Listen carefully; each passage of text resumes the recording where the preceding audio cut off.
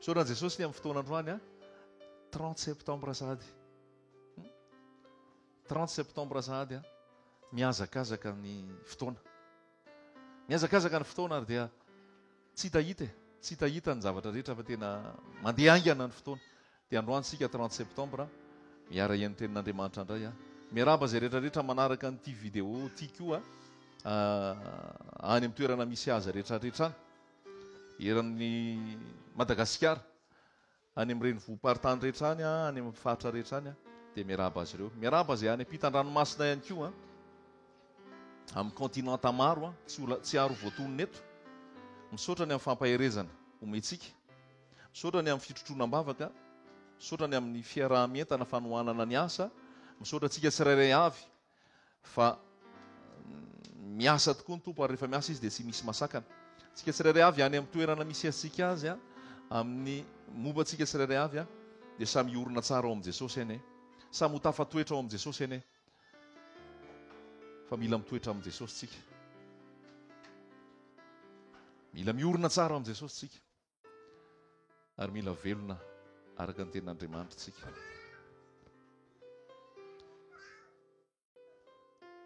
Androany indray Jesosy dia mbola te ametraka tsara ny sitrapony amiko sy aminao. Hiresaka ny amin'ny hoe fanamasina. Zava-dehibe izany fanamasina izany. Fanamasina. Ilay fanamasina. Iza ny fanamasina? Ny ahoana ny fanamasina? Fa tena zava-dehibe izay fanamasina izay. Fanahan'Andriamanitra izay.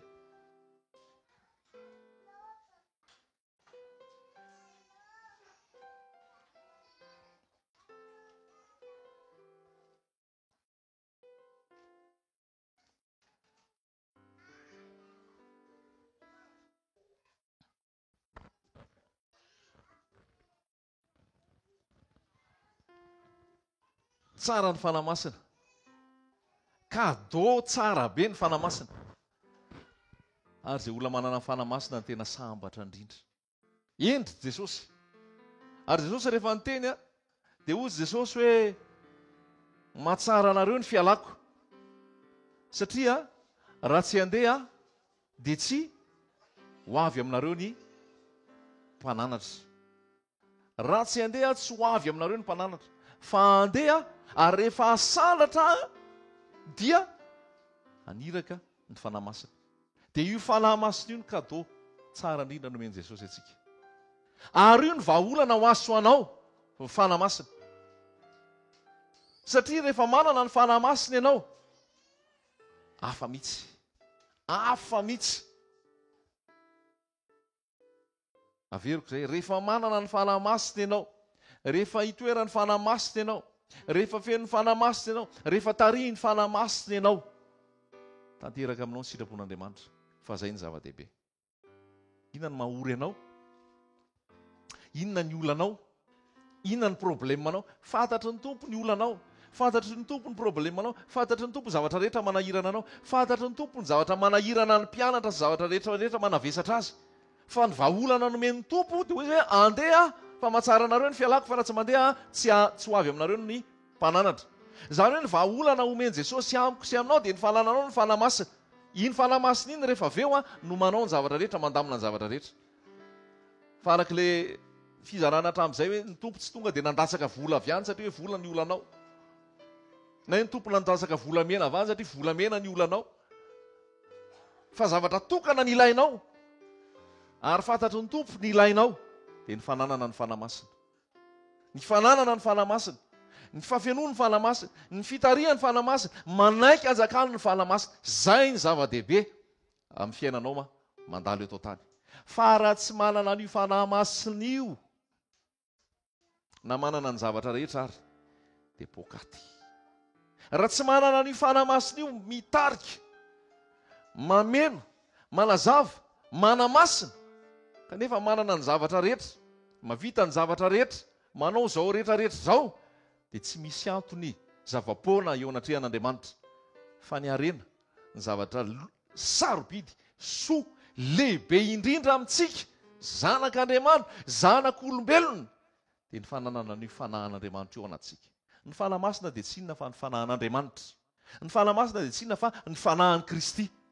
Ny fanahin'i Kristy. Ary zay na tonga Jesosy teny hoe andeha ahako dia aniraka ny fanahymasina ho anareo. Tsy voazava ny tena maha-olombelona ranofo ohatr'izao tsy resaka fanahymasina ity. Satria zavatra masina ary zavatra ara-panahy. Fa olazaina zay asain'ny tompo ambara ampahany eto fa tsy aro voalaza avokoa. Fa zay asain'ny tompo ambara, zay tian'ny tompo ambara ho fiantombohana dia ho resantsika. Ary ho fanamafisana ihany koa rehefa fantatrao dia ho resantsika. Fa ny fanahy masina dia miasa amin'ny tsirairay avy. Voalohany indrindra, ina aloha ny ataon'ny fanahy masina voalohany indrindra? Ny ataon'ny fanahy masina voalohany indrindra dia mampibebaka ny olona ny amin'ny fahotana. Raha vao tsy ny fanahy masina no mikasika, raha vao tsy ny fanahy masina no manotsakotsana izay mitory sy izay hitoriana dia tsisy zavatra miantro eo. Fa ny fanahy masina, ny ataon'ny fanahy masina voalohany indrindra dia no mampiaiky ny olona ny fahotany. Ny ataon'ny fanahy masina voalohany indrindra dia mampibebaka ny olona. Ny ataon'ny fanahy masina voalohany indrindra dia mahatonga ny olona tonga saina. Ary rehefa tonga saina izy, mody ny saina ho voasoratra matsy an'ilay tantaran'ilay zanak'Adala, dia fantan'ilay toetra misy azy hoe izaho ty dia aty amin'ny lavitra ny raiko. Ary rehefa lavitra ny raiko laniko daholo ny lovan'ny ray, laniko tamin'ny falotona, tamin'ny fijangajangana, ary amin'izao fotoana izao dia lasa ety amin'ny fiandrasana kisoa. Ny hanikisoa tiako hohanina raha tsy omeny ny mpiandro kisoa. Nody ny saina, tonga saina izy dia hozy izy hoe ety izaho ty mahantra rery aty. Fa ny mpiasan'ny dada ary hany tsara plasy noho izao izaho zao. Rehefa nody ny sainy, natsapy izy fa nani, natsapy izy fa nanota, natsapy izy fa nanao ny tsy mety, ary natsapy izy fa misy hetsika mila taony niverina any amin'ny rainy, dia nody izy nakany amin'ny rainy. Fanoharana nataon'i Jesosy, ny fampianarana nataon'i Jesosy. Ho antsika tsirairay avy koa ny ataon'ny fanahy masina voalohany indrindra dia mampibebaka anao. Ny ataon'ny fanahy masina voalohany indrindra, miaiky ny fahotana ny olona. Miaiky ny fahotana ny olona. Aiza ny fiasan'ny fanahy masina amin'izao fotoana ao anatin'ny fiangonana? Aiza ny fiasan'ny fanahy masina? Manahoana ny fiasan'ny fanahy masina amin'izao fotoana ao anaty fikambanana, ao anaty fivoriam-bavaka, ao anaty fotoana anankiray? Mampiova olona ve? Mampibebaka olona ve? Mahatonga ny olona hanana tahotra an'Andriamanitra ve? Ka hiditra ao amin'ny fanatrehan'i Jesosy, hiala amin'ny ratsy, hanao ny sitrapon'Andriamanitra. Fa me zay mivady toe teny an-dalana, fa misy olona fantatra izay dekona, ary efa fantatra dekona efa hatry ny ela, dia mazoto makany amin'ny toeram-pivavahana zany dekona zany. Dia eny an-dalana izy andeha hivavaka, foka sigara eny anaty tomobilina. Dia izay efa ela koa iny foka sigara, efa ela koa iny tao Babilôna tao, efa ela koa iny dekona tao, fa dia mifoka sigara foa. Fa aiza le asan'ny fanahy masina ao amin'ilay toeram-pivavahana? Manahoana ny fiasan'ny fanahy masina ao amin'ilay toeram-pivavahana? Manahoana ny fiasan'ny fanahy masina amin'ny toerana anankiray? Sa ve lasa fombafomba ny fivavahana? Sa lasa programa? Sa lasa manao pointage? Dia mba tonga aloha androany, dia milamina ny saiko fa navita nanatrika fotoana, dia navita nanao adidy, dia navita nanao asa fanompona. Fa tsy ny manatrika fotoana ny dia tavy fanahy masina voalohany indrindra. Tsy ny manao adidiny dia tavy fanahy masina voalohany indrindra. Tsy ny manao asa dia tavy fanahy masina voalohany indrindra. Fa ny kasihan'ny fanahy masina anao voalohany indrindra dia nibebahanao. Iekenao fa mpanota. Ialanao amin'ny ratsy, hanatonanao an' Jesosy, azonao famindram-po sy famelan-keloka.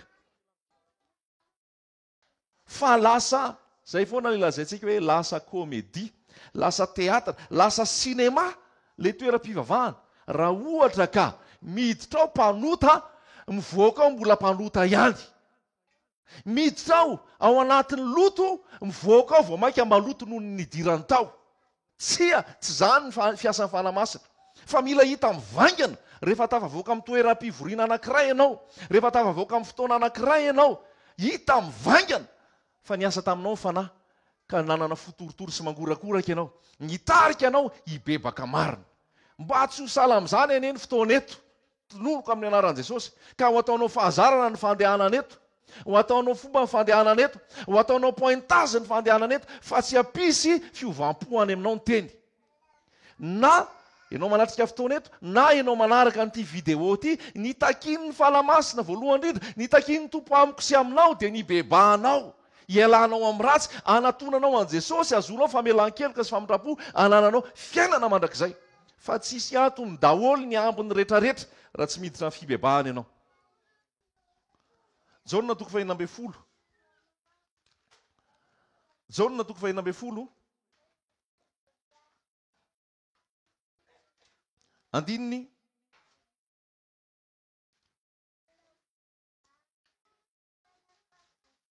fafito. Jaona toko fahinana ambin'ny folo, andininy fafito. Mila transformation ry havako, mila fanovana, mila fiofana, miofo. Amin'ny teny frantsay hoe métamorphose, metanoia, mila fiovana ny olona anankiray, ary fanamasina ny mikasika manorotoro mahatonga ny fibebahana. Fa 5 taona amin'ny fivavahana ray, nanatrika fotoana, nanao adidy, nanao zavatra rehetra zao, nefa tsy mibebaka, tsisy antony zany. 10 taona, 4 taona, tsy haiko 4 taona nidiranao tamin'ny trano fivavahana anankiray, nanarahanao fotoam-bavaka anankiray, nenonao tenin'Andriamanitra anankiray, aiza ho aiza ny fiasan'ny fanahy, aiza ny vokatry ny teny nafafy. Fa tokony mitarika ho amin'ny fibebahana marina ny tenin'Andriamanitra, ary manova ny fo, manova ny saina, manova ny fitondran-tena, manova ny fihetsika, manova ny fiteny, manova anao tanteraka. Mety mipetraka eo anoloan'ny tenin'Andriamanitra tsika amin'izao fotoana, dia mijery hoe aiza ny fiasan'ny fanahy masina. Jaona toko fahinana ambin'ny folo, andininy fafito. Fa izao milaza marina aminareo, mahatsara anareo ny fialako, fa raha tsy hiala aho dia tsy ho avy etỳ aminareo ny mpananatra. Fa raha andeha aho dia irahako atỳ aminareo izy, ary raha tonga izy dia ampiaiky izao tontolo izao ny fahotana sy ny fahamarinana ary ny fitsarana. Ny fahotana satria tsy mino ahy izy, ny fahamarinana satria makany amin'ray aho ka tsy mahita intsony ianareo, ny fitsarana satria ny andrinan'izao tontolo izao dia efa voatsara. Ampiaiky izao tontolo izao ny fahotana izy, miaiky ny fahotana. Marary Madagasikara, marary ny fiangonana, satria arina ny fanamasina, tsy raisina ny fanamasina, tsy avelan-jaka sy hitoetra ny fanamasina, fa lasa soloina fisainana, lasa soloina olona, lasa soloina organisation, stratégie, lasa soloina vola. Dia hoe mandroso ny fiangonana satria manam-bola, mandroso ny fiangonana satria manana olona manam-pahaizana, manan-tsaina, mandroso ny fiangonana satria manana olona manao fahaiza-mandamina, mandroso ny fiangonana satria olona avaram-pianarana ny ao. Tsy resaka avaram-pianarana sy manan-tsaina sy manam-bola sy mahay manana rafitra sy tetikady ny ampandroso ny fiangonana, fa ny ampandroso ny fiangonana dia nananana ny fanamasina, nananana ny fanamasina mitarika ny olona hibebaka. Ny antony fiainan'ny fiangonana eto tany ange dia misolo tenan'i Jesosy, ary isolo tenan'i Jesosy io dia hampiditra ny olona any an-danitra, fa tsy hanao zavatra mijoalajoala sy zavatra ara-pomba olombelona. Dia dikan'izay ny fiasan'ny fanamasina voalohany indrindra mampibebaka, mampibebaka. Ary hoy ten'Andriamanitra, hoy Jesosy, tsy misy mahay manatona izy raha tsy efa nitao miraiko avy any an-danitra. Zany hoe ilay fanamasina mihitsy no mandresy lahatra. Misy fotoana torianao ny teny, misy fotoana ambaranao ny teny, tsy mandaitra mihitsy ilay satria ilay olona koa tsy hisy etaeta ao anaty iova, fa ilay fanamasina miandry an'ilay ao anaty koa ilay fandavan-tena iova. Dia hampiaiky ny olona ny fahotana ny fanamasina. Jereo kely any amin'ny Matthieu toko 7. Matthieu toko 7 ny amin'ny jaona mpanao batisa, jaona ilay ny aloha lalana ny Jesosy. Dia zao ny voalaza, jaona toko 7. Matio azafady toko 7. Matio toko 7. Ary tamin'izany andro zany dia niseho jaona mpanao batisa nitory tany anefitry Jodiana na hoe mibebay ianareo fa efa akaiky ny fanjakany lanitra. Jaona iraka Andriamanitra avy any kibony reny dia efa natokana ary nomena ny fanahy ary vokatry le fanahy masina tao amin'ny jaona. Ny afatra napetraka jaona dia hoe mibebay ianareo fa efa akaiky ny fanjakany lanitra. Amin'izao fotoana ianao tsy dia mahentsony hoe mibebay ianareo fa efa akaiky ny fanjakany lanitra satria tsy ao antsony ny fanahy. Ary rehefa tsy ao antsony ny fanahy dia zavatra ara-nofo, zavatra maha-olombelona, zavatra ny tany ny toriana izay tsy mitondra fiainana mandrakizay. Fa androany tsika tsirairay avy samy hijery izay mihitsy hoe miasa ve ny fanahy, fa ny fanahy no mitarika ho amin'ny fibebahana. Fa izy no ilay nampilazaina ny Isaia mpaminany hoe hinjany misy feony miantso mafy any anefitra hoe amboary ny lalan'i Jehova, ataovy mahitsy ny lalakaliany. Dia mitohy dia 7.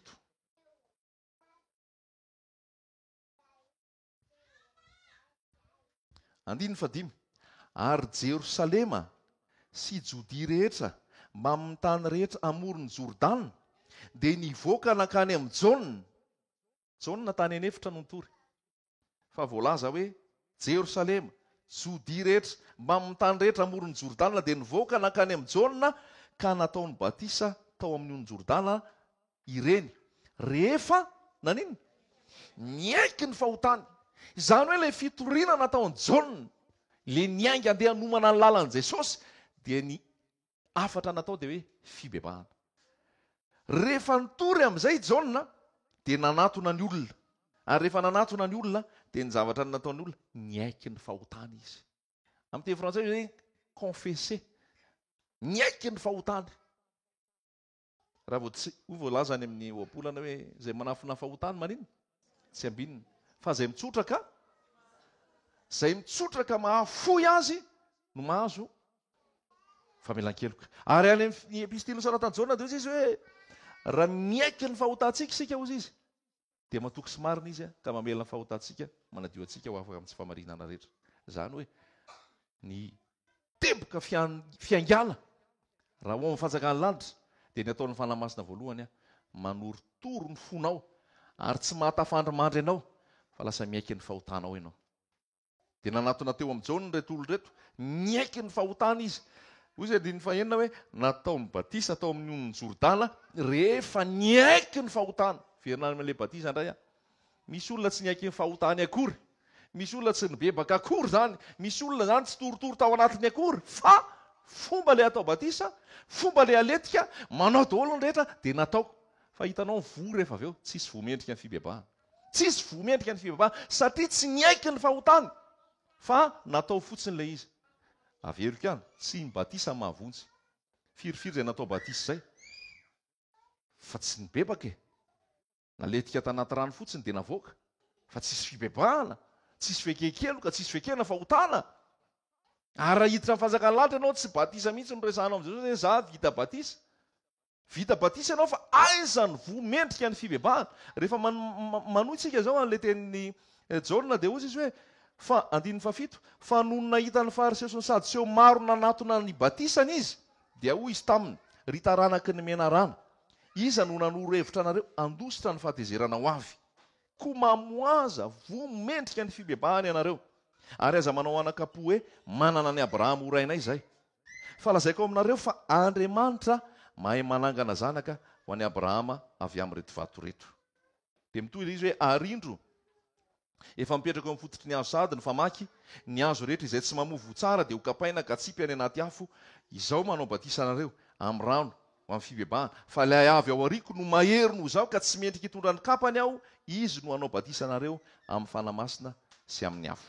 Izany hoe ny zavatra tena mipetraka rehefa tonga ny fariseo, tonga ny olona sadoseo, andeha hibebaka andeha ho atao batisany Jaona. Dia nakatoky mihitsy Jaona aloha. Mbola niteny izy ritaranaky ry mena rano. Iza nandositra anareo nanora anareo andositra ny fahatezenan'Andriamanitra. Mamoaza vomendrika ny fibebahana. Fa tsy vita ny ho aletoko ato anatin'ny Jordana fotsiny ianareo. Fa misy fibebahana marina ve? Rehefa niaiky ny fahotana izy ireo olon'ireo. Raharaha sainabavy, aiza ho aiza ianao ao amin'i Jesosy. Miaiky ny fahotanao ve ianao? Miaiky ny fahotanao eo amin'ny Tompo ve ianao? Vakio indray ihany amin'ny Jaona asan'ny apôstôly toko 2. Asan'ny apôstôly toko 2. Ny amin'ny latsahan'ny fanamasina sy ny asa nataon'ny fanamasina tao anatin'izay. Asan'ny apôstôly toko 2. Dia izao no voasoratra rehefa avy nitory teny i Petera.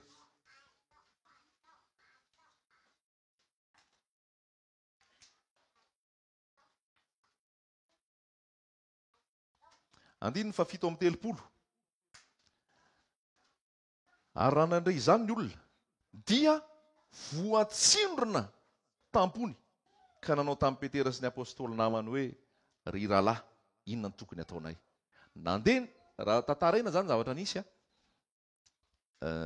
niandry tao amin'ny efitra ambony nandritry ny 10 andro ny 20 mianadahy andray ny fanamasina. Rehefa nilatsaka ny fanamasina, nivoaka teny ivelany amin'izay Petera nitory. Rehefa nitory Petera dia nanambarany amin'ny fanjakan'Andriamanitra. Rehefa avy nitory izy dia ozy ny olona hoe io amin'izay zany toy any hoe ry rahalahy, ozy izy voakasika tampony ozy izy 7:30. Ary raha nandray izany ny olona dia voatsindrona tampony ka nanao tamin'i Petera sy ny apôstôly namany hoe rahalahy, inona ny tokony ataonay? Dia hoy Petera avy eo hoe mibebà ary eo ka samy atao batisa amin'ny anaran'i Jesosy Kristy ianareo rehetra mba hahazo famelana ny helokareo ary ianareo andray ny fanomezana dia ny fanamasina. Izany hoe ny asan'ny fanamasina nitory Petera tamin'ny hery sy ny fahefana. Rehefa avy nitory Petera tamin'ny hery sy ny fahefana dia voatsindrona tao am-pony ny olona. Dia nanontany hoe inona ny tokony ataonay? Sofa miasa ny fanahy. Ary sofa olona feno ny fanahy nitory. Ka ozy izy avy eo hoe mibebà ianareo ka aoka samy atao batisa. Ny asan'ny fanamasina voalohany indrindra dia izay, manindrona ny teny.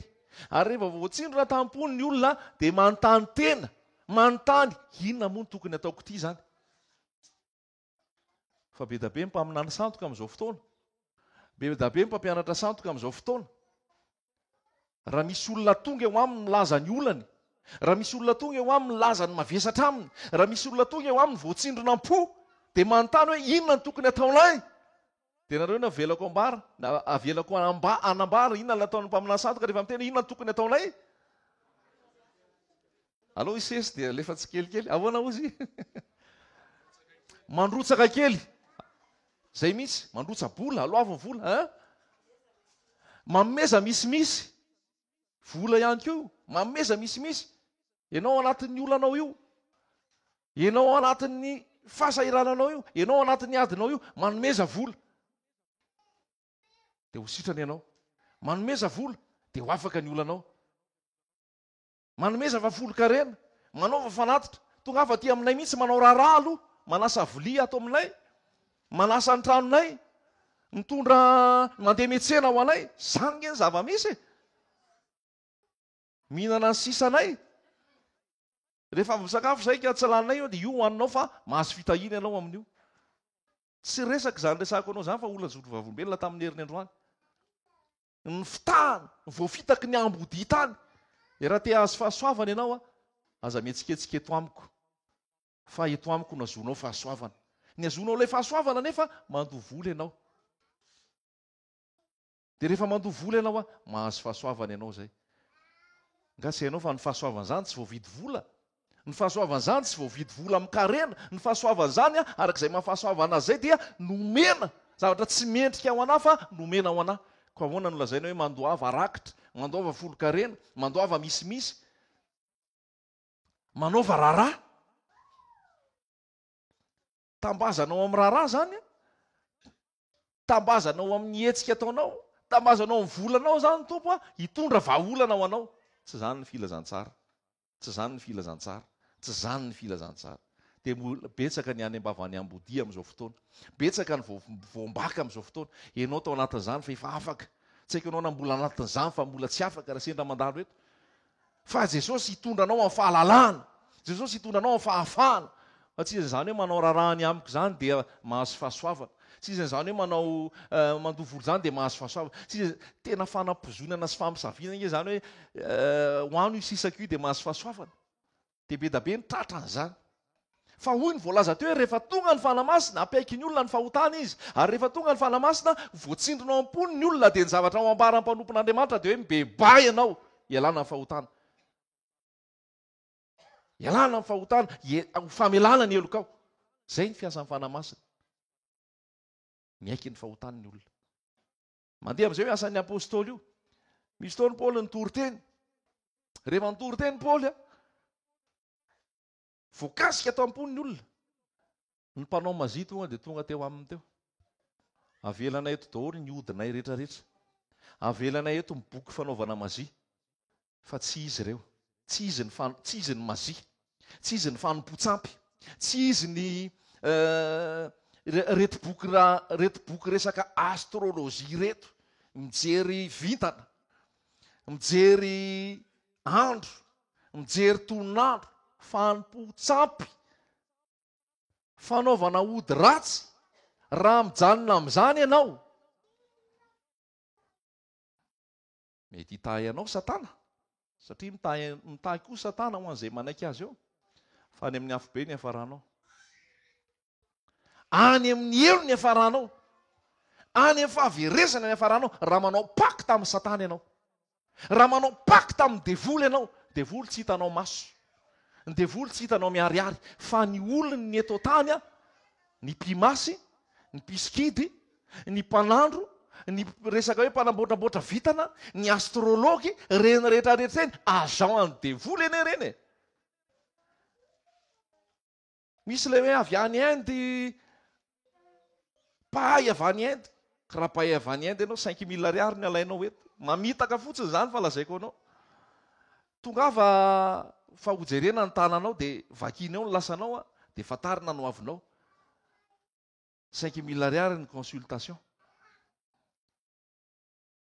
Dia malagasy ao anatin'ny fahaterena. Te hitady zavatra eo no eo. Dia miditra anatin'izany. Dia lasa misy pakta amin'ny Satana. Dia tsy hanao zavatra ihany koa. Raha tsy misy pitaiza. Le pitaiza io zany le mpanao ody. Dia manome ody anao ty rano kely ataovy any anaty kitapo. Ty vovovo-javatra ataovy any anaty fitoerana fekibo. Ty ataovy anaty poketra. Fa mitondra vitana anao iny, miaro anao iny, sy ny sisa sy ny sisa. Fa ny olona manao an'ireny lazaiko anao. Kejain'ny devoly izy.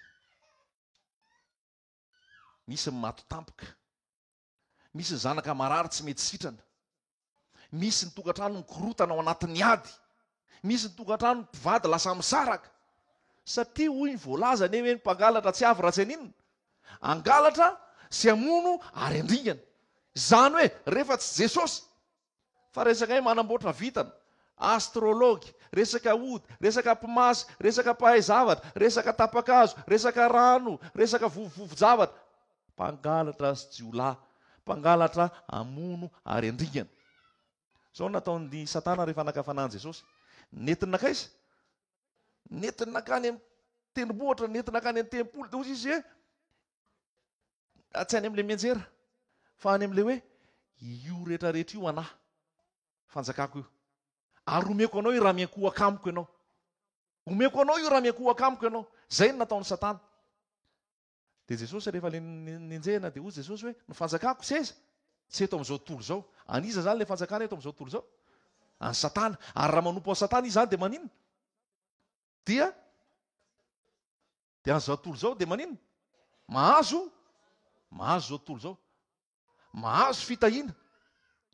Mahazo fahombiazana ara-hita maso raha tianao fantatra. Be da be nge ohatr' izany. Mandeha ianao mitety an'ity eto Antananarivo ity. Ka mandeha lavidavitra mitaka kely ianao dia misy somary toerana ambonimbony tendrombohitra. Dia doanina eo. Doany io dia fanompo-tsampy io. dia rehefa mandeha ao ianao raha sendra mandeha ao ianao mandalo mahita ianao 4x4 dernier modèle, mahita ianao olona amin'ny costara kravaty manino mandeha manasina mandeha manompo sampy. Zany hoe tiako lazaina anao le nataon'ny Satana tamin'i Jesosy dia efa nahazo ny olombelona rehetra rehefa tsy nibebaka izy hoe omeko anao io rehetrarehetra io raha miankohaka amiko ianao. Dia be tabe nge miankohaka amin'i Jesosy miankohaka amin'ny Satana lazaiko anao miliardera. Be tabe miankohaka amin'ny Satana manana vila maro, manana fiara maro, tsisy zavatra mahory raha arabola. Fa ohatra anao misy marary tsy sitrana, misy natao fanatitra, misy miady, misy zavatra tsy mety satria mangataka soro ny Satana. Mangataka soro ny Satana. Dia misy taona ianao maheno hoe misy very ny zaza, misy alajaza, misy tsy hita, tsy foroporonona ireny. Satria Satana mitady zavatra dia misy mangalatra, dia misy mandeha mamono. Raha ohatra zao misy mahita izay vidéo zay dia antany ianao aiza ianao hitanao profo an'izay afaka dia tavintsika izay raha ilaina. Ny tompo manoro azy. Fa zay nitetiky Satana. Ianao hitady zavatra vetivety, ianao hitady fahombiazana vetivety, ianao hitady filaminana mody milamindamina. Ho azonao ny vola, ho azonao ny trano, ho azonao izay rehetrarehetra izao. Fa ny lanitra mihidy aminao. Fanjakan'ny lanitra tsy ho azonao. Jesosy tsy ho ao anatinao. Ny fahatezeran'Andriamanitra ao aminao. Ary rehefa mamaky ianao avy eo any amin'ny Apokalipsy izy hoe any ivelan'ny mpanao ody, any ivelan'ny mpandaingy, any ivelan'ny mpiskidy, any ivelan'ny tsy mino, any ivelan'ny osa. Teto tany ianao no naomby, teto tany ianao no nahazo, teto tany ianao no nanambaka olona, ny body fotsiny ny tanin'olona izay tsy anao fa ny forsenao anao. Teto tany ianao zao rehetrarehetra zao ary maty ary ianao tsy nisy fitsarana. Fa rehefa nilazaiko tamin'ny herin'iny hoe mbola ho avy ny hitsangananao amin'ny maty mbola hitsarana anao. Rehefa tsy hitan'ny olona, rehefa tsy hitan'ny fitsarana teto tany, fitsaran'ny lanitra mbola ho avy.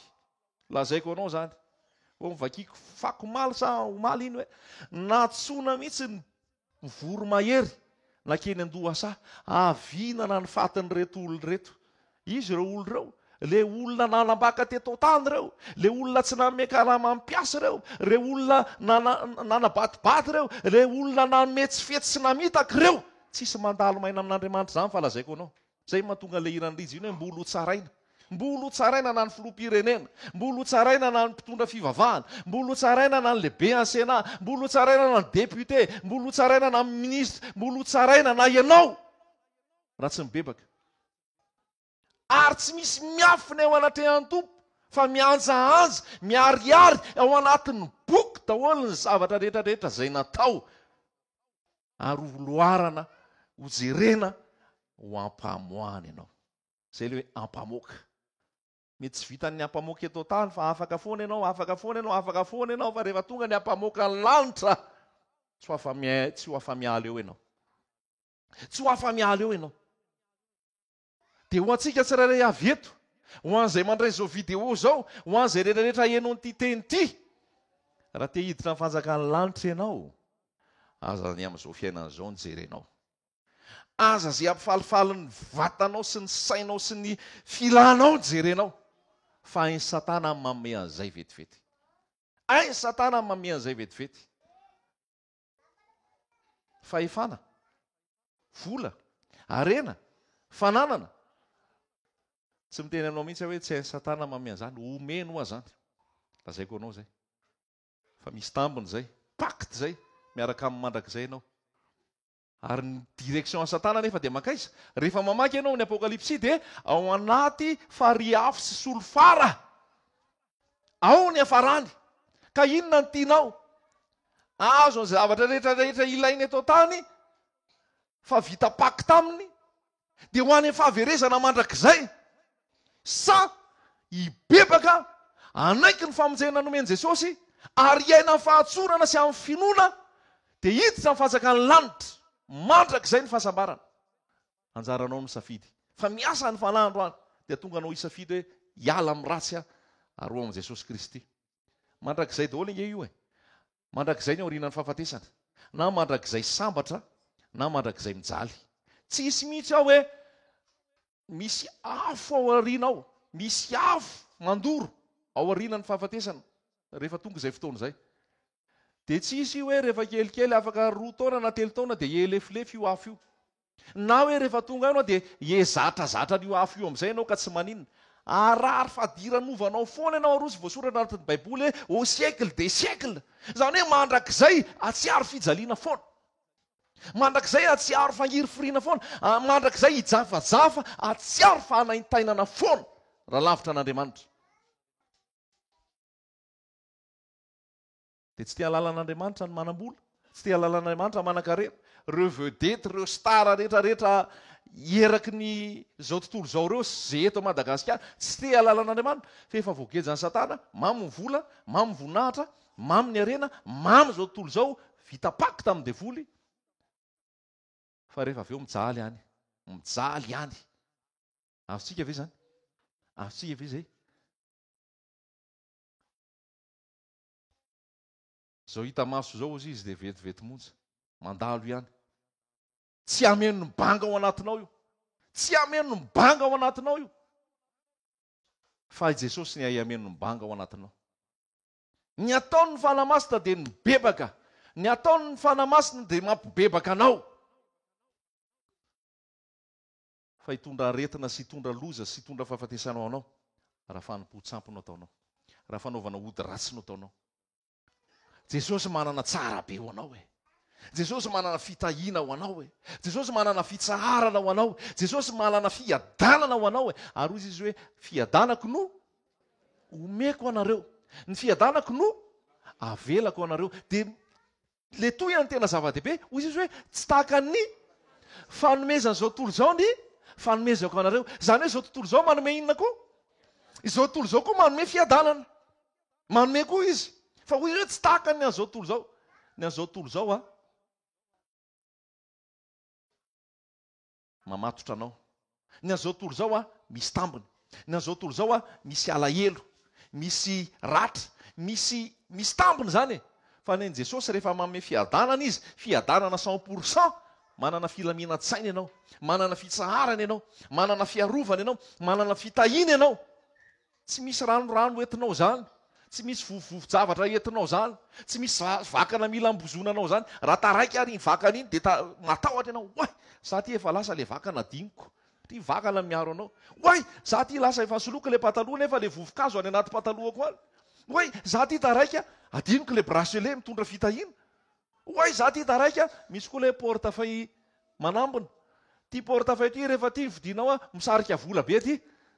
Raha lasaina bavy, za tsy mitondra portefeuille. Za manana fiadanana. Za mahazo fanambinana. Za mahazo fitsaharana. Eny an-dalana tsy misy na ariary ary eo am-paosiko. Fa za mahatsapa fiadanana sy fitsaharana satria tsy miankina amin'ny ariary ny fifaliako. Tsy miankina amin'ny zavatra ny foronina ny fifaliako. Fa ny ala efa namasina ao anaty. Na matory aho na mandry. Na mandeha mivoayazy na aiza n'aiza aleko. Io fanamasina io tsy adino. Fa io ao anatiko foana. Fa tsy hoe lasa ny voaka an-trano hoe adiniko fanamasina fa andeha alaiko aloha.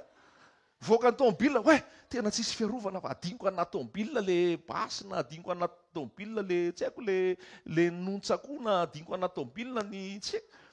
Fa za mandeha fotsiny dia efa anjely analikisa manodididina eo. Vao manatona fotsiny le ratsy eto akaikikaiky tonga dia mianjera ho azy fotsiny.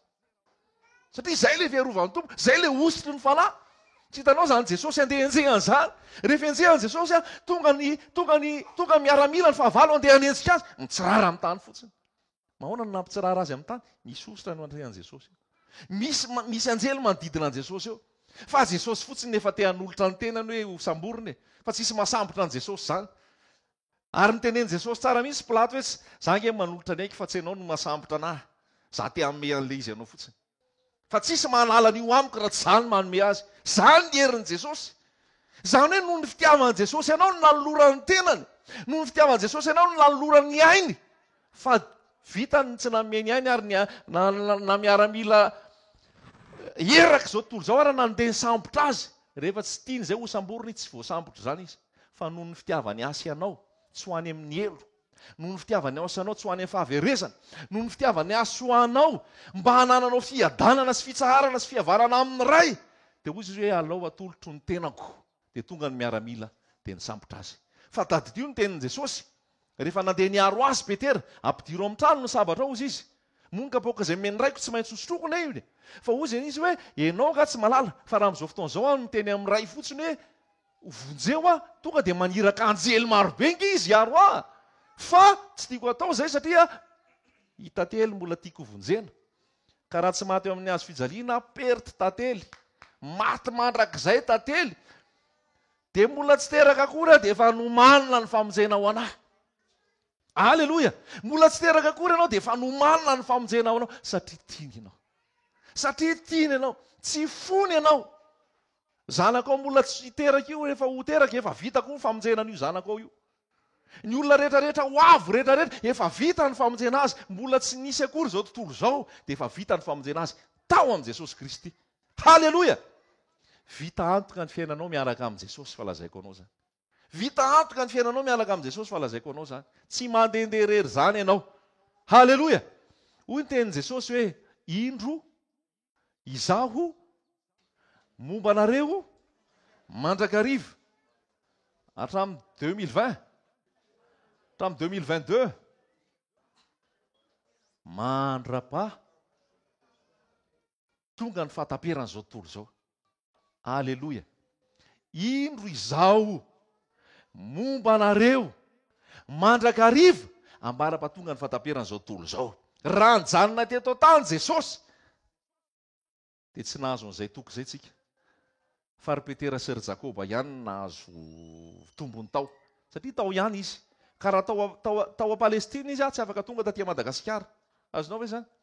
Fa izay toerana nisy azy teto tany ihany nisy azy. Fa zay ny mahatsara ny fialany, fa rehefa niala izy dia naniraka ny mpananatra, dia rehefa nibebaka ny olona ray, na ny Yugoslavia izy, na ny a Frantsa izy, na eto Madagasikara izy, na ny Abidjan izy, rehefa ao amin'le fanamasina présent zay Jesosy, dia momba azy mandrakariva ny tompo, na iza na matory izy na mandry, na matsiaro ary izy na tsy matsiaro, efa Jesosy nefa namety eo hoe momba anao mandrakariva ambara-patonga ny fahataperana izao tontolo izao. Dika zay tsy zavatra vivingitinao mihitsy, ohatra mpanompo sampo hoe tsy maintsy mitondra tapakazo, tsy maintsy mitondra an'izao, raha voadiny iny dia vitany aminao. Fa rehefa miaraka amin'i Jesosy, tsy zavatra etiketina, satria tonga dia ao anatinao fanamasina. Haleloia! Voalaza amin'ny Efesianina, aza mampalahelo ny fanamasin'Andriamanitra zay nanasiavana tompo-kasehanareo amin'inona? Amin'ny andro fanavotana. Za zany rehefa nibebaka dia vao hisy tompo-kase ny fanamasina. Fa maninona asiana tompo-kase? Rehefa misy tompo-kase ny zavatra anankiray dia ahoana? Misy tompony. Misy tompony. Ary rehefa misy tompony dia tsy azo kitikitihana. Mandra-pa anokafana an'ilay izy. Rehefa mandefa colis ianao na mandefa taratasy ianao dia misy tompo-kase iny. Marika fa nandalo taiza? Nandalo tao amin'ny manam-pahefana, nandalo tao amin'ny posta, nandony vola, dia rehefa voalony vola dia malalaka tsara iny, afaka mandefa, alefany amin'izay ilana azy. Azontsika ve zay? Na valopy kely ohatran'izao ary iny, na valopy kely mavomavo kely ary iny, na inona endrika iny. Fa rehefa vao hisy tompo-kase fotsiny iny misy timbre, tonga dia manaiky daholo ny rehetrarehetra. Manaiky ny lehibe am-postra, manaiky ny mpitondra colis, manaiky daholo zay rehetrarehetra hoe fa vao hisy tompo-kase ty alefa fotsiny. Fa io na papier cadeau ohatra ny volamena ary, io na manitra be ohatra n'inona ary, io na mangilangilatra ohatra n'inona ary, rehefa tsy hisy tompo-kase io, tonga dia hosotsy ny mpiasa am-postra hoe alefa sority, satria tsy hisy tompo-kase ary tsy voaloha vola ny andehanany ty any amin'izay tokony andehanana. Noho izany mijanona eo io. Na tsara be taky n'inona ary. Be da be mieritra fa tsara tare, be da be ny hevitra fa mangirangirana, be da be ny hevitra fa tena tsara. Fa ianao raha tsy hisy tompo-kase, ianao tsy miditra amin'ny fanjakan'ny lanitra ianao hoe. Tsy miditra any ianao raha tsy vao hisy tompo-kase ny fanamasina. Rehefa mibebaka ianao dia vao hisy tompo-kase ny fanamasina. Iny vao hisy tompo-kase ny fanamasina iny iny le hoe nanaovana tombo-kase anareo ho amin'ny andro fanavotana. Efesianina amin'ny faraparany eo. Dikan'izay, rehefa ho avy Jesosy eny amin'ny rao lanitra, dia izay hita misy tombo-kase ihany ny miakatra. Fa tsy hoe izay nitory-teny be akory, na zay hoe tsara feo, na zay hoe nanao asan'Andriamanitra be da be, na zay hoe navoaka devoly, na hoe nanao asa fanompoana maro be. Tsy zay vao hisy tombo-kase ihany ny miakatra. Ka ianao eto, vao hisy tombo-kase ve ianao sa tsy? Vao hisy tombo-kase ny fanahy masina ve ianao sa tsy? Fa io no ahafantaran'ny anjely ahy, io ny ahafantaran'ny tompo ahy, ary io ny akarako eny amin'ny rao lanitra rehefa ho avy Jesosy. Fa raha hanao asa fanompoana, raha natrika foana eto ary, raha hanao asa maro be eto ary, nefa tsy misy an'io tombo-kase ny fanahy masina io, tsy miditra any ahy ary tsy miakatra. Fa io fanahy masina io manisy tombo-kase ahy. Ny ahafahan'io tombo-kase mipetaka, mibebaka, miaiky ny fahotana. Nanolo tena ho an' Jesosy, natao batisa, vita tombo-kase. Iny tombo-kase iny izay le hoe ny arovana anareo amin'ny andro fanavotana. Arovan'ny fanahy masina ianao, arovan'ny fanatrehan'ny tompo ianao, arovan'ny osotry ny tompo ianao, noho ny fahasoavan'ny tompo. Ka naiza le anao, ninonino nataonao, na roviana na roviana, sambatra ianao. Sambatra ianao. Tsy voavidy vola aman-kareny zany. Satria le fahasambaranao anaty le fananana an' Jesosy. Le fahasambaranao anaty le fanahy masina. Le fahasambaranao anaty le fahatsoram-po. Le fahasambaranao anaty le fitiavana an' Jesosy mihitsy. Dia maivana ianao, sambatra ianao, miadana ianao, satria manana an'izay fiadanana izay ao anaty, manana an'izay fanahy masina izay ao anaty, vao hisy tombo-kase. Halleloja. Fanontaniana mipetraka, vao hisy tombo-kase ve za? Vao hisy tombo-kase ve za? Aza miala eto raha tsy azonao antoka hoe vao hisy tombo-kase ianao. Aza miala eto raha tsy azonao antoka vao hisy tombo-kase ianao. Ohatran'ny ny Andremby io e. Ny vy ihany ny raisin'ny Andremby. Ny aluminium tsy raisiny. Plastika tsy raisiny. Ny hazo tsy raisiny. Na dia tady haka endrika vy ary. Fa zay vy ihany ny raisin'ny Andremby. Rehefa ho avy koa Jesosy Kristy eny amin'ny rao lanitra, rehefa hitoka trompetra ny anjely, ary rehefa hiakatra ny fiangonana, dia izay misy tombo-kase ihany ny miakatra. Izay misy tombo-kase ihany ny ara-hiakatra amin'ny Jesosy eny amin'ny rao lanitra. Dia androany ny fanahy masina mbola mikikika, mbola tehiteny ianao, mibeba ianao. Afoizo ny ratsy fanao, afoizo ny fahotana, afoizo izao tontolo izao. Fa Jesosy manana fiadanana tsara be omenanao. Jesosy manana fitsaharana omenanao. Jesosy manana famelan-keloka omenanao. Jesosy manana fiainana be dia be omenanao. Vonona ve ianao? Amen. Dia iny fanahy masina iny amin'izay ny guide mitarika anao iny. Manolo-tsaina anao iny. Aniraka ny mpananatra ozy izy. Maninona ny atao hoe mpananatra? Satria mampianatra, mananatra. Rehefa tsy misy mety dia atoro ny fanahy masina ianao. Na tamin'ny fihetsika, na tamin'ny fiakanjonao, na amin'ny fiteninao, dia ao anatinao fanahy masina io. Rehefa hivoaka an-trano ianao, dia mantany fanahy masina, mety ve ity kiraroko ity? Mety ve izao patalohako izao? Mba tsy hanafotoana ny hafa. Rehefa aminao ny fanahy masina, manoranao izy ny akanjo anaovanao. Manoranao izy amin'ny toerana alehanao. Manoranao izy ny zavatra rehetrarehetra ataonao. Aza manontany anao hoe ahoana moa izany ny hanorona azy anao, fa henonao fantatrao ao anaty ao. Ary ny ahafantaranao fa mitoetra tsara amin'ny tompo ianao, misy fiadanana mipetraka ao. Misy fiadanana, ampe ianao. Fa rehefa ianao izay tsy ampe, verena kely aloha ao an-trano, misy tsy mety ve Jesosy, inona tsy mety? Inona ny tokony ataoko? Atorony ianao izay. Fa io fanahy masina io no mitari-dalana amin'ny marina rehetrarehetra. Izay ilay voalazany. Ny fanahy masina mitari-dalana amin'ny marina rehetra. Ao amin'ny Jaona, 9:12.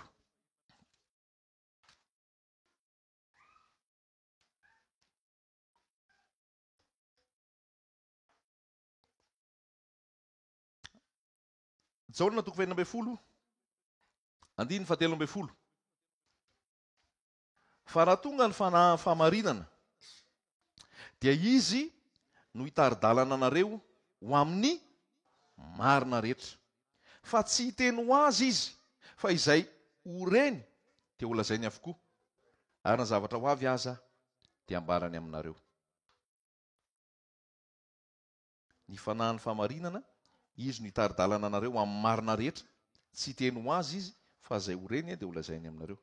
Izy ankalaza fa handray avy amin'ny ay izy, ka hanambary izany aminareo. Izay rehetra nanany ray dia ay avokoa. Koa izany ny lazaiko fa mandray avy amin'ny ay izy, ka hanambara azy aminareo. Inona ny ataon'ny fanamasina? Fanamasina mitari-dalana anao amin'ny marina rehetra. Fanamasina manazava anao ny tenin'Andriamanitra io. Fanamasina manamasina anao. Ny fanamasina manambara an Jesosy, fa tsy manambara olona. Halleloja. Averiko an'izay. Ny fanamasina tsy manambara tokom-pivavahana, tsy manambara tranon'Andriamanitra, tsy manambara toeram-pivavahana. Ny fanamasina hoy izy dia manambara an Jesosy. Izay ilay lazaiko izay, ilay mpanompon'Andriamanitra zany anambara an Jesosy. Le toeram-pivavahana zany anambara an Jesosy. Fa raha vao tsy manambara an Jesosy, tsy miasa ny fanahy. Alleloja. Dia io fanamasina io no mitondra anao amin'ny marina rehetra. Personne io fanamasina io, olona. Rehefa personne zay matsapa alahelo io, dia matsapa faly koa io. Dia zay mahatonga ilay izy hoe aza mampalahelo ny fanamasin'Andriamanitra zay nanisy havana tombo-kase anareo. Mety malahelo io fanamasina io. Maninona io malahelo? Rehefa ny manoto ianao, anarina ianao tsy mety hibebaka. Asaina miala amin'ny ratsy ianao tsy miala. Asaina mamela heloka ianao tsy mamela heloka. Asaina mandefitra sy madio am-po ianao tsy madio am-po. Dia mananatra foana ny fanamasina. Rehefa tsy manaiky mihitsy ianao malahelo ny fanahy. Rehefa malahelo ny fanahy, dia misoratra indray ny amin'ny Tesalonianina hoe aza mamono ny fanahy. Mety ho faty zany io fanahy io. Tian'ilay lazaina hoe ho faty dia tsy hoe maty ao aminao, fa lasa miala ao aminao izy. Dia miala ao aminao izy rehefa tsy tamana intsony, satria tsy miaina ao amin'ilay sitrapon'Andriamanitra ianao. Aza mampalahelo ny fanamasin'Andriamanitra. Raha lasaina bavy, tsika tsirairay avy izay tonga eto. Miaina amin'ny famasinana, miaina amin'ny tahotra an'Andriamanitra. Fa izay koa ny fiasan'ny fanamasina. Manoro anao izy amin'izay lalakalehanao. Manoro anao izy amin'izay ataonao. Mandeha amin'ny fahamasinana ianao. Ny fiarahantsika eto dia miaina amin'ny fahamasinana. Ny fiarahantsika eto dia Jesosy ny ivony. Ny fiarahantsika eto dia Jesosy ilay maître, ilay tompo, ary izy no arahana. Amen. Ary rehefa izy no arahana dia ny sitrapony no atao. Izao no voalaza. Aoko ho masina ianareo, satria masina Jehovah Andriamanitrareo. Araka ny fahamasinan'ilay niantso anareo dia aoka ho masina ihany koa ianareo amin'ny fitondran-tena rehetra. Izany hoe ilay fahamasinana ilay tenin'Andriamanitra, ianao ange tempolon'ny fahalamasina. Amen. Rehefa nanolo tena ho an Jesosy, marina sa diso. Rehefa tempolon'ny fahalamasina ianao zany dia fanamasina mandehandeha ianao. Dia rehefa fanamasina mandehandeha ianao inona moa ilay asan'ny fanahy? Ny ataon'ny fanamasina voalohany indrindra? Mampibebaka. Izany hoe rehefa mandehandeha zany ianao miaraka amin'ny fanamasina, satria tempolon'ny fanamasina, dia mamokatra inona ianao? Mitarika olona ho amin'ny fibebahana ianao. Fa tsy ianao indray ny sanatria no hitenenan ratsy ny anaran'i Jesosy. Tsy ianao indray ny sanatria no hitarika olona ny fahalavona. Tsy ianao indray ny sanatria no hitarika olona ny fahotana. Fa ny fisianao eto tany, fanatrehan'ny fanamasina, dia hitondra fiainana ho an'ilay olona. Hitondra famonjena ho an'ilay olona. Hitondra fibebahana ho an'ilay olona. Teboka faharoa, rehefa vao hisy tombo-kasen'ny fanamasina ianao, fanontaniana faharoa, ianao ve miaina amin'ny fahamasinana? Miendrika ny tompo ve ianao? Mandeha araka ny tenin'Andriamanitra ve ny fiainanao? Alleloja. Azao an'ny fanamasina ve ianao? Izany hoe iraky ny fanamasina ve ianao mitondra fiainana?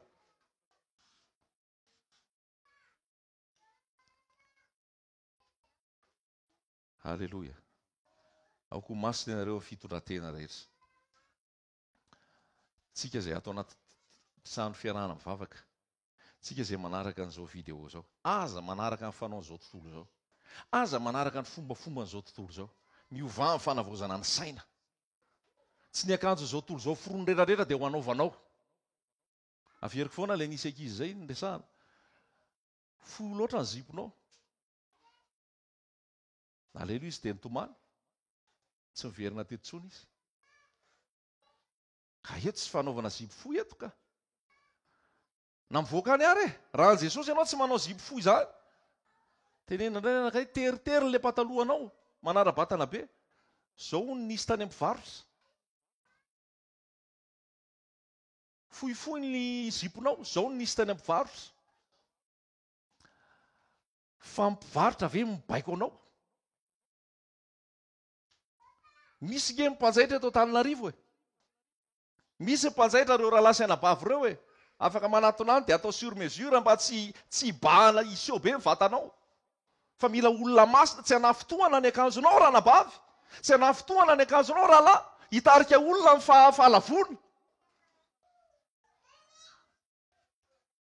aza manaraka ny fanao zao to zao miovah ny fanavaozana ny saina mila miaina ny fahamasinana zaho sy anao tsy hanafotohana ny hafa ny akanjoko ny fitafiako ozy Jesosy hoe tsy ny zanak'olona tsy ny sabata no tompony zanak'olona fa ny zanak'olona no tompony sabata zany hoe nytia Jesosy lazaina de zao zany no mifehan'io fa tsy zany fehezana io tsy zany feheza zao tolo zao amin'ny akanjony a tsy zany feheza zao tolo zao amin'ny fomba fiakanjo sy ny fomba fiteny fa za zanak'Andriamanitra manana ny fanahy zay asain'ny tompo anaovako no anaovako fa tsy zay misy rehetrarehetra de raisiko masina ny fanjakan'ny lanitra raha lasainabavy masina ny idirana ny fanjakan'ny lanitra masina ny lanitra areoko masina sika ny fitondratena rehetra teneniko zay fa tsy ray tsy roa tsy telo fa efa maro no tenenina teto hoe ny akanjonao raha nabavy raha mampisehoseho vatana mitandrema sao de andavo rahalahy ny akanjonao na nabavy raha mampisehoseho vatana raha na zipo io na pataloha io ataovy mba malaladalaka aza atao mpiseho ny vatany fa mitondra fahatafitohinana mitondra fahalavona mitondra fahotana mila denao sena ny fahotana ary manompoka eto amintsika izany tsika raha vao manao akanjokanjo tsy metimety eto raha lasainabavy atiako ianao amin'ny anaran'i Jesosy ary za sarotiny amin'ireo raha lasainabavy reo mba tsy ianao no fandavona ho an'ireo napetraky ny tompo aho mpiandry napetraky ny tompo aho hijery napetraky ny tompo aho berger ka hojereko ny tsirairay avy hoe mitondra ho amin'ny fampandrosoana ny raha lasainabavy ve mitondra fampandrosoana ho amin'ny fahamasinana ve fa tsy sanatria hisy hiditra ka animba ny ondry animba zay navotany tompo hitarika ny olona ho any amin'ny fahalotona tsia lavoko amin'ny anaran'i Jesosy zany toeriko amin'ny anaran'i Jesosy zany tsy ekeko amin'ny anaran'i Jesosy zany ary ianareo raha nabavy raha manana an' Jesosy ianareo raha ho amin'ny fanahy ianareo mifananara de mifanoroe mitenena amin'ny fahazavany rehefa tezitra izy alao izy ho tezitra fa rehefa tonga any izy tonga saina ihany soa afa nytenenina fa mamenatra ngera lasainabavy zany mijery video mijery YouTube zany a olona manao hira evangelika fa aty ny zipony ny akanjony a milatsaka aty ambany aty hira evangelika no ataonao zay le ataoko evangelika zany koa am'izao fotoana efa tsy isy raisiny groupe de louange botinao aty ananina aty ziponao eto ananina eto diosanao eo nasiko colan ambaniny io na misy colan ary io tsy mety alavao ziponao mila fahamasinana ny tranon'Andriamanitra ianao io tranon'Andriamanitra io ianao io tempolo ny fanamasina io tiako ianao tiany Jesosy ianao ny fitiavana tsy miara-mifaly amin'ny tsy fahamarinana fa ny fitiavana miara-mifaly amin'ny fahamarinana tandremo hitako eny an-dalana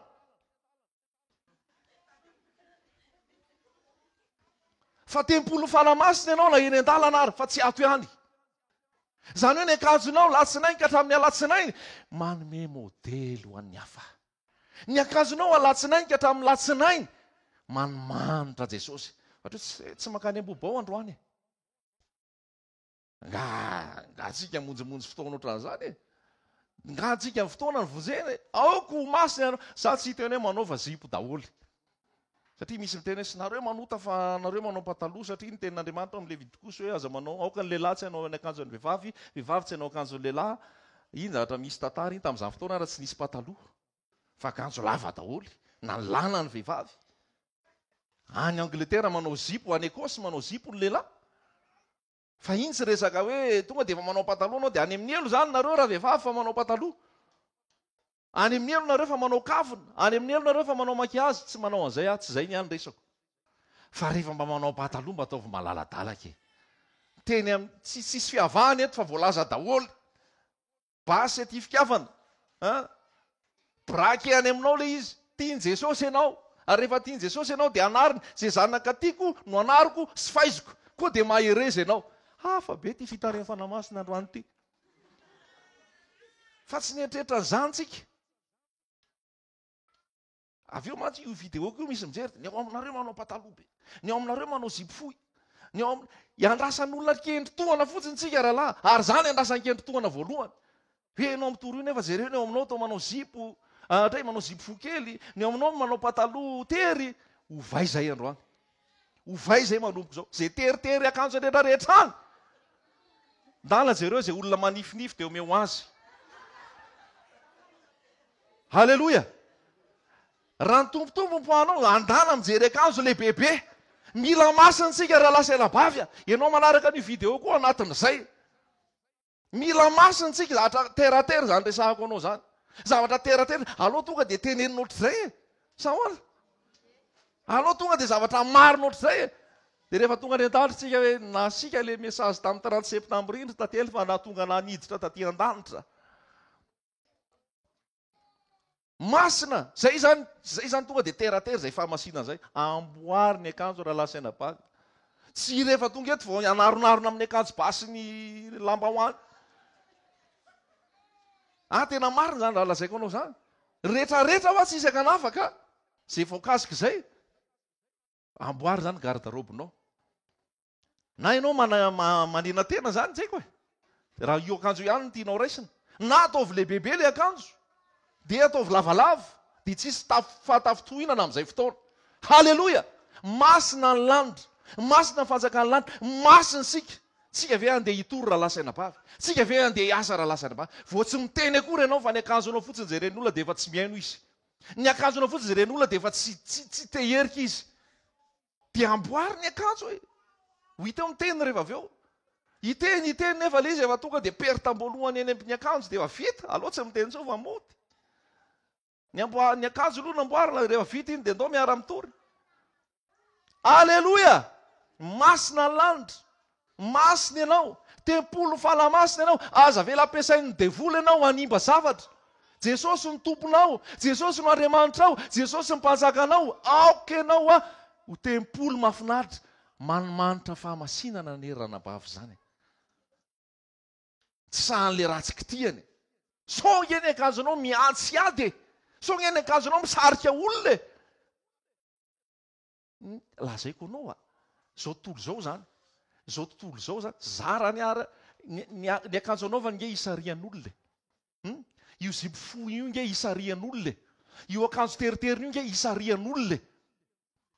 Io resaka animation eny amin'ny station service. Amidy ny menaka, amidy ny huile moteur, amidy ny détergent, amidy zao rehetra zao. Hôtesy natao eny. Inona ny idiran'ny hôtesy manao sorta fohy, sorta kely sy t-shirt kely amin'ny resaka menaka tomobile sy pneu. Satria lehilahy no misarika, lehilahy no tena manao tomobile, lehilahy no tena mikarakara tomobile, lehilahy no mividy ny akamaroany aloha, mividy ny menaka, mividy ny kojakoja tomobile, mividy ny pneu. Dia tsy kely lalana le ratsy e. Dia vehivavy no atao ekaika eo. Tsy vitany hoe raha mba vehivavy manao robe be moa manino.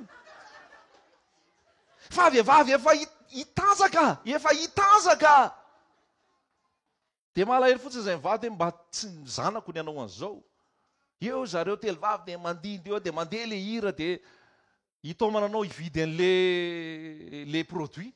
Fa ankoatra amin'ny produit vehivavy ny hitanao eo mitarika filanana anatinao anota. Tetika satana daholo zany. Ka tsika raha teo masina aleo aritsika le masirasira. Aleo aritsika le zavatra mety hampanota. Alleloja. Faly venao. Ny fanjakan'ny lanitra dia fifaliana, fiadanana, vokatra ny fanamasina. Romanina 12:20. Ny asan'ny fanamasina, vokatry ny fanahy, fiadanana, fifaliana. fahonona-po. Timoty voalohany, tsy nomen'Andriamanitra fanahy ozy sika fa hoana fanahy mahery sy fitiavana ary fahonona tena fahononam-po, mahay manana fahononam-po. Fanahy mahery mahay mandà fahotana. Tsy eo tsony moa le ranabavy avy any Italia zay fa namonjy fotoana teto izy. Dia ny témoignage tamin'izay tany Italia, témoignage tamin'izy mbola tonga teto. Voankasihan Jesosy aho ozy izy, ny akanjoko no soloko aingana. Ny akanjoko ny tonga dia novaiko. Nariko daholo le akanjo mamofady sy mampanota rehetra tao fa nosoloko. Akanjo mamevonahitra ny tompo amin'izay. Izay ny fiasan'ny fanahy-masina raha lasaina-pavy. Zavatra bazika zany. Tsy mila olona hiteny anao an'izany foana fa vao aminao ny fanahy. Dia fantatrao zany hoe ity tsy mety tsony. Reto tsy mety tsony. Reto miala. Fa rehefa ohatra ka tsy miasa aminao ny fanahy dia zany asain'ny fanahy miteny aminao. Mba hiovanao. Fa kely foana dia mampalavo zao e. Kely foana dia mampalavo zao. Ndralahy kory tsy voatery asainao anao solomaso mainty. Manao solomaso mainty ary izy mety mitsipalitra ao anatin'ny masony eo fa tsy hitanao. Aleloia! Tsara ny tompo. Mila fiangonana masina izy. Dia averiko ihany, za tsy miteny hoe aza manao pataloha. Fa hoy izay mba ataovy motina, mba ataovy malaladalaka, tsy mampiseho vatana. Dia izay fitafianao ambony koa, mba ataovy motina, mba tsy mampiseho vatana. Tiako ianao amin'ny anaran'i Jesosy ary fitiavako anao na nanarako anao. Mba zonao fiainana. Ny rahalahy moa izao tsy voakasika izany, mahereza rahalahy.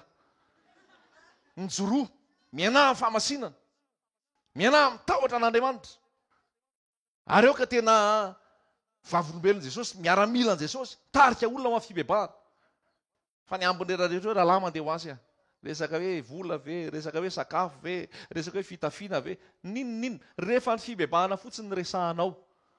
Mibebaka ny olona ray ary mibebaka marina izy. Ny ambiny karakarain'i Jesosy zany. Tsy andany lera be amin'izay ambintsika. Aloha le tonga dia le idirana fanjakany lanitra ny atao, ny ambiny mandeha. Aleloia. Aleloia. Tsara ny tompo, mpanao tsara ny tompo, lehibe izy, masina izy, ary eo koa masintsika tsirairay avy. Atoloran'i Jesosy ny fiainanao. Atoloran'i Jesosy ny mombanao rehetra.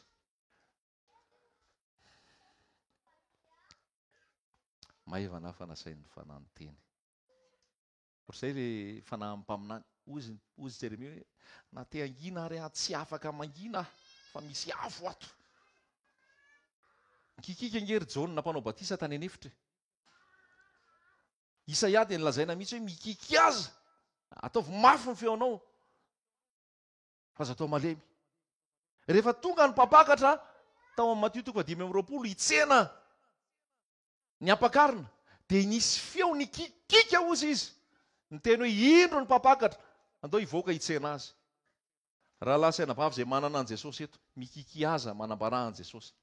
Rahalahy sainam-bavy izay manana an Jesosy, mikiki aza anambara an Jesosy fa hiveriny Jesosy haka fiangonana madio. Mikiki aza anambara fa masina ny lanitra, masina ianao ary mila afoy ny fahotana. Ambarao Jesosy, le manafaka ny fahotana, le manadio, manamarina. Confesseo amin'i Jesosy ny fahotanao. Misy te hikonfesy fahotana ve eto? Misy te hamotsitra fahotana ve eto? Zay ny fiasan'ny fanahy. Rehefa kasihan'ny fanahy masina ianao any, tenenao amin'i Jesosy ny fahotanao. Ambarao amin'i Jesosy ny fahotanao. Hoe izao ny fahotako Jesosy. Dia tsory amin'izay fanafaka anao izy.